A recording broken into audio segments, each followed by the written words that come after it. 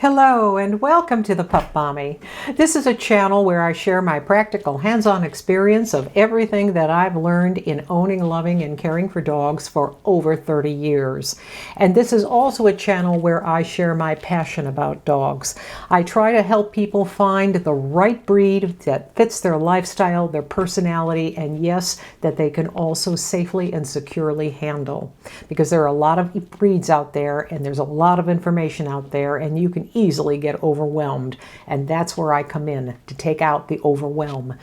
Well, in this two-part video series, I'm going to be talking about 12 breeds, 6 in part 1, 6 in part 2, who are very common breeds that everybody can recognize on sight, and I'm going to be giving you 6 breeds that consistently fly under the radar, that people just either have not heard about or they haven't really given it some thought. So if you're that experienced dog owner, this is the video for you. And also if you're a dog owner or wannabe dog owner, and you're looking for that uncommon breed, the breed that not everyone has, you want a breed that's as unique as you are, this also is a video for you as well. So in part 1 of this series, I am going to be talking about these 6 common breeds and then giving you alternatives. I'm going to be talking about the standard poodle, the Beagle, followed by the St. Bernard, then the Scottish Terrier, the Doberman Pinscher, and last but not least, certainly not least, the Yorkshire Terrier. So let's get started.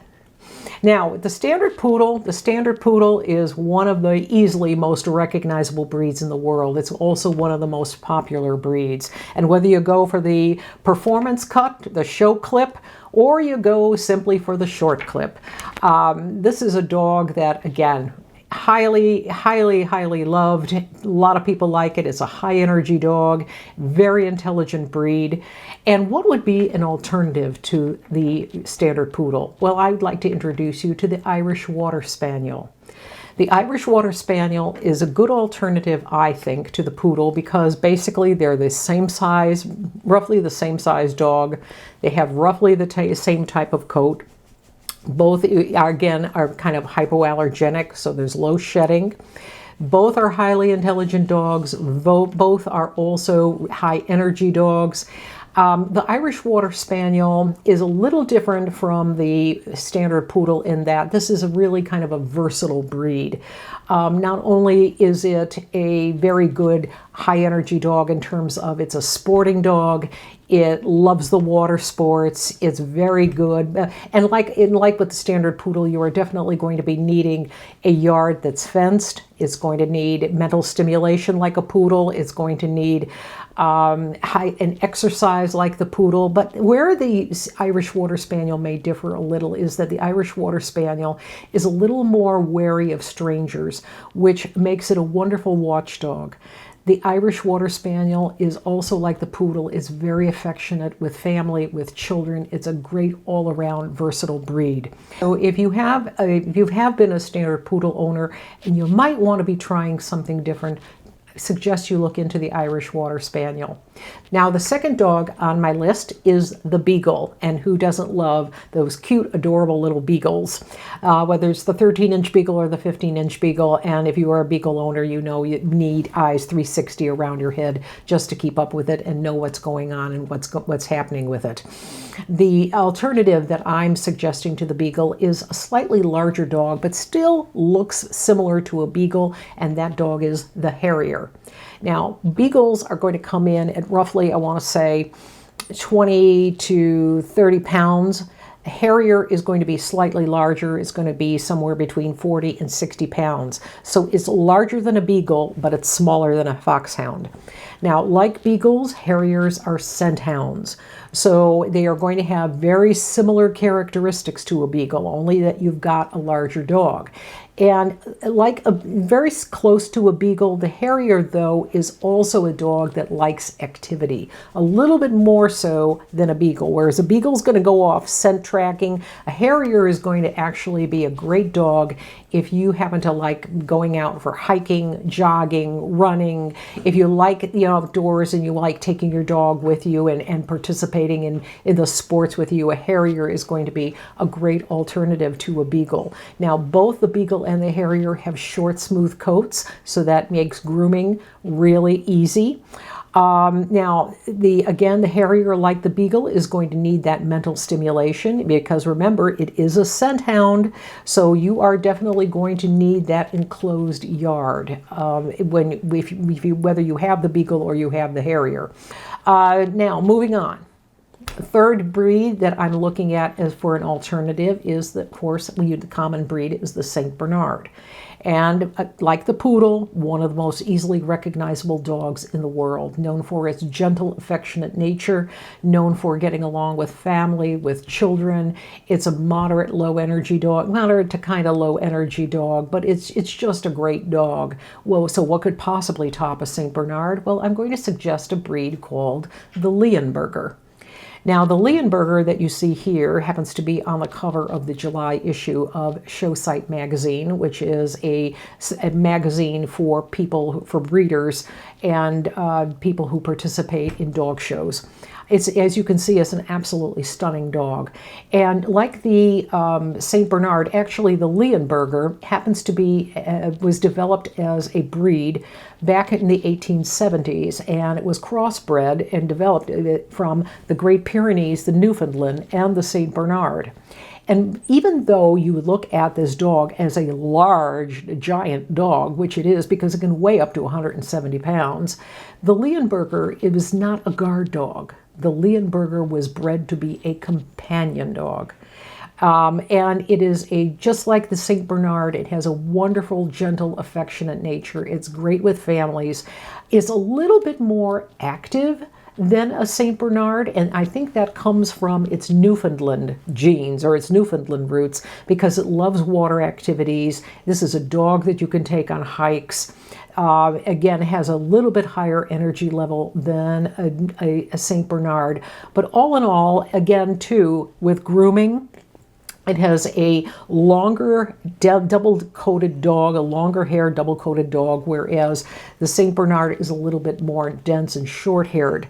But one thing I will point out also is, whereas most people who have St. Bernards know that St. Bernards like to drool, the Leonberger is not as drooly. So that might be a little plus in its category.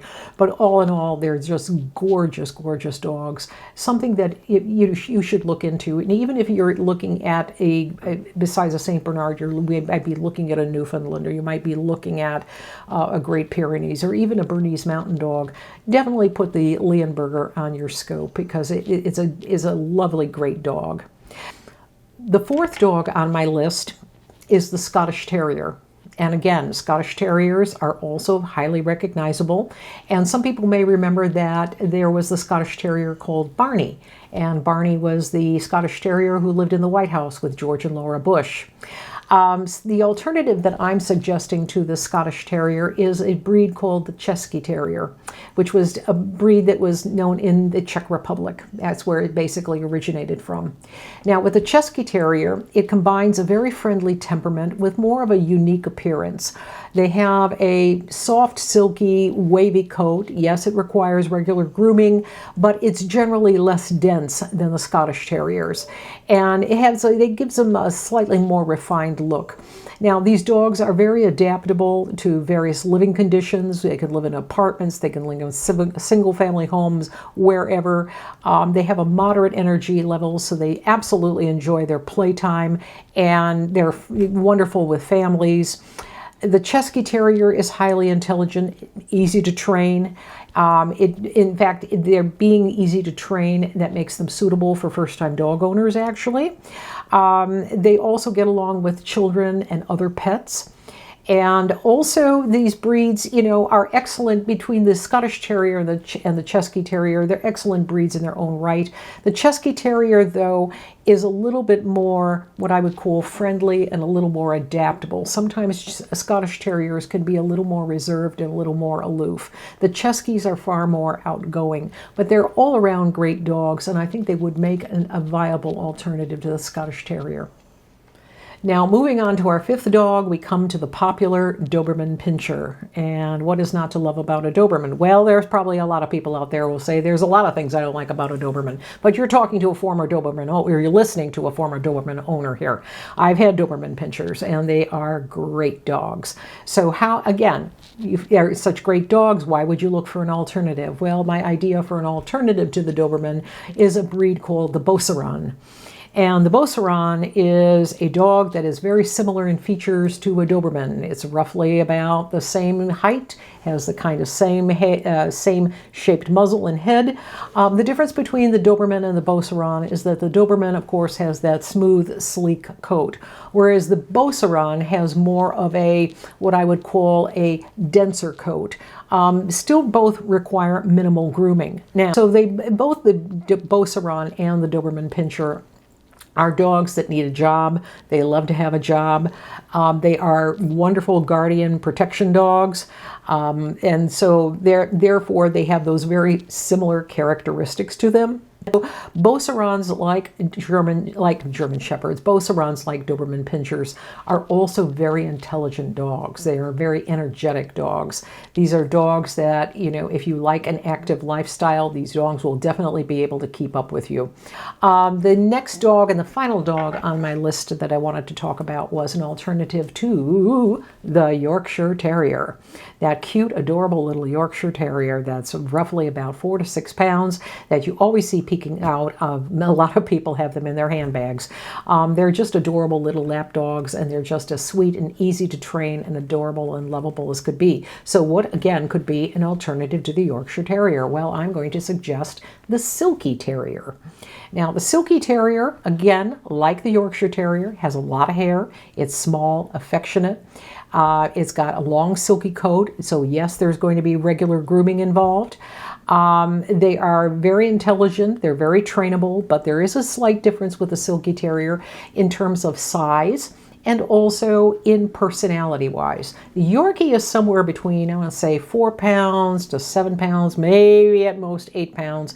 The Silky Terrier can go all the way up to 10 pounds. And the other thing about Silky Terriers, too, is that they have that little bit more terrier in them, that they can be a little bit more independent and they can be a little more stubborn, but at the same time, they're easy to train. Whereas the Yorkshire Terrier could be more of a little lap dog. Those Silky Terriers have that terrier in them, and they like to go out and explore. And they like to, I wouldn't say get into things, and that you need eyes 360 around your head, but their personality is a little different than the Yorkie. They are very curious, they have an active nature, so they have that little bit more quirkiness to them than a Yorkshire Terrier would. At least I think. So that kind of brings me to the close of this particular part one of the two-part series. And I hope I've given you something to think about. I hope you've found this informative, and I didn't rattle on too much.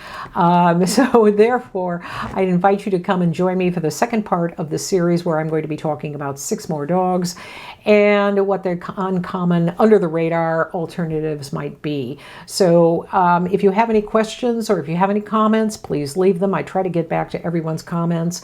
Don't forget to click and subscribe. And I do want to say thank you very much for watching. I do so appreciate it. And I will say bye for now.